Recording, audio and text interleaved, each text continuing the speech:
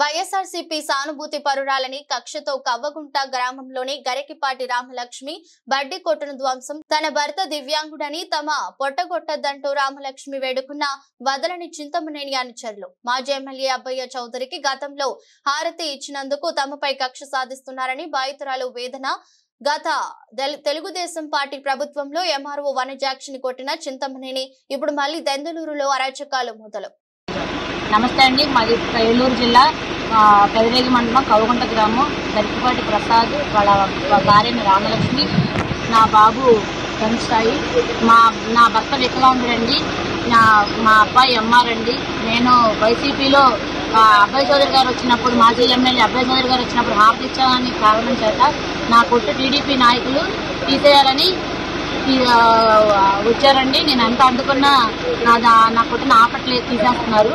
నాకు న్యాయం చేయడానికి ఎవరో ఇది లేదండి. నేను జగన్ గారికి, ఎమ్మెల్యే గారికి, మాజీ ఎమ్మెల్యే గారికి నా విన్నపం అందజేస్తున్నాను. నాకు 20 సంవత్సరాల నుంచి కొట్టు పెట్టుకున్నామండి. కొట్టును తీసేయడానికి వచ్చారు.